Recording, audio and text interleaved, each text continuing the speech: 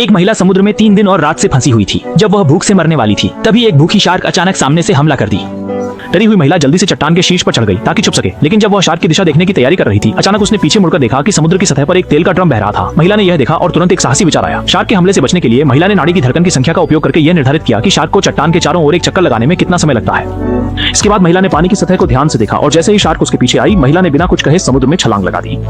लेकिन पानी में गिरने से बड़ी लहरें उठी, जिससे शार्क का ध्यान आकर्षित हो गया। मजबूरन महिला को तेल के ड्रम की ओर तेजी से तैरना पड़ा। अच्छी बात यह रही कि अपनी अद्वितीय शारीरिक क्षमता के बल पर महिला ने जल्दी ही तेल का ड्रम पकड़ लिया। हालांकि अब उसे जल्दी से चट्टान पर चढ़ना होगा, वरना अगर शार्क ने उसे देख लिया तो निश्चित रूप से उसकी मौत हो जाएगी। महिला के लौटने के रास्ते में यह नहीं सोचा था कि शार्क पहले ही उसे देख चुकी थी और बहुत तेजी से उसकी ओर बढ़ रही थी। ऐसा लगा कि किनारे पर पहुंचकर महिला ने अपनी जान बचा ली, लेकिन इस समय संकट समाप्त नहीं हुआ था। भूखी शार्क अभी भी चारों ओर घूम रही है। लगता है कि महिला को खाने का इरादा है, लेकिन यह सब आखिर क्या हो रहा है? असल में श्याओ मई पहले एक डॉक्टर थी। उस दिन काम के बाद समुद्र तट पर खेलने आई थी। श्याओ मई को सर्फबोर्ड पर देखते हुए किनारे पर खड़ा श्याओ शुआई अपनी उत्तेजना को रोक नहीं सका और लगातार श्याओ मई की खेल प्रतिभा की प्रशंसा करता रहा। लेकिन तभी शुआई की गर्लफ्रेंड दमाई उस पर कूद पड़ी। असल में कल दमाई का जन्मदिन है। उसने अपने बॉयफ्रेंड शुआई से पूछा कि उसने क्या सरप्राइज तैयार किया है। हालांकि शुआई ने पहले से ही एक लग्जरी याcht तैयार कर रखी थी और कहा कि वे समुद्र में जन्मदिन की पार्टी मनाएंगे। फिर उसने शाओ माई को भी साथ चलने के लिए आमंत्रित किया।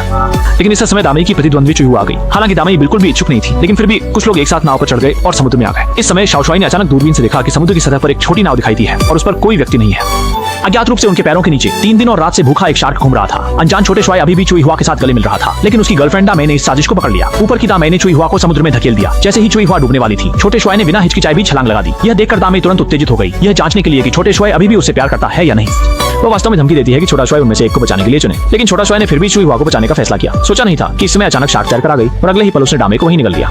स्थिति की गंभीरता को भांपते ही सभी लोग घबरा गए, जबकि छोटी में अपनी अद्वितीय शारीरिक क्षमता के बल पर पास की छोटी नाव की ओर तैरने लगी। ठीक जब शार्क उसके पास आने ही वाली थी, छोटी में सफलतापूर्वक नाव पर चढ़ गई और खतरे से बच गई। इसके बाद उसने चप्पू उठा लिया और पूरी तैयारी में थी कि जैसे ही शार्क सिर बाहर निकालेगी, वह उसे पूरी ताकत से वापस मार देगी। बहुत जल्दी शाओ शुआई और कुई हुआ भी नाव पर चढ़ गए और उसके तुरंत बाद शार्क ने फिर से टक्कर मारना शुरू कर दिया, जिससे नाव में एक बड़ा छेद हो गया और वह धीरे धीरे डूबने लगी। ये सोचकर भी आश्चर्य होता है कि शाओ शुआई ने अपनी जान बचाने के लिए शाओ मई और दूसरे व्यक्ति को सीधे समुद्र में धकेल दिया। सौभाग्य से दोनों का भाग्य अच्छा था। शार्क ने पानी में गिरे हुए उन्हें नहीं देखा, बल्कि उसने मुड़कर शाओ शुआई पर हमला जारी रखा।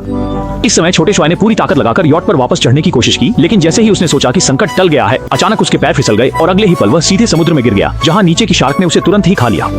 इस समय छोटी नाव पर मौजूद दोनों लोग डर के मारे घबरा गए। हालांकि जब रात आई तो शार्क ने फिर से छोटी नाव पर हमला कर दिया और जल्दी ही नाव को पानी में उलट दिया। मजबूरन दोनों को पागलों की तरह जान बचाकर भागना पड़ा। अच्छा हुआ कि सामने एक तैरता हुआ उपकरण दिखाई दिया। दोनों उस पर चढ़कर बचने की कोशिश कर रहे थे, लेकिन रास्ते में ही चुई हुआ को शार्क ने देख लिया और जब तक वह कुछ समझ पाती, उसे शार्क ने सीधे निगल लिया। इस समय केवल शाओ मई ही बची थी। जब उसने समन्वय पर मौजूद सामग्री ले ली तो वह तुरंत शार्क की नजर से बचकर एक चट्टान पर तैर गई और इस तरह उसने ये रात किसी तरह गुजार ली। हालांकि यह महसूस करते हुए कि इस तरह जारी रखना भी कोई उपाय नहीं है, ज्यादा समय नहीं लगेगा और भूख से मर जाएंगे, इसलिए छोटी मई ने पहले हमला करने का फैसला किया। उसने पहले शार्क को अपनी ओर आकर्षित किया, फिर हाथ में सिग्नल गन लेकर तैयार हो गई। जैसे ही शार्क उसकी ओर झपकी, महत्वपूर्ण क्षण में छोटी मई ने तेल का ड्रम शार्क के मुंह में फेंक दिया और तुरंत लक्ष्य पर निशाना साधकर ट्रिगर दबाया। तेल का ड्रम सफलतापूर्वक विस्फोट कर गया और शार्क को खत्म कर दिया और इस तरह छोटी मई सफलतापूर्वक बच गई और एक संकट का अंत हुआ।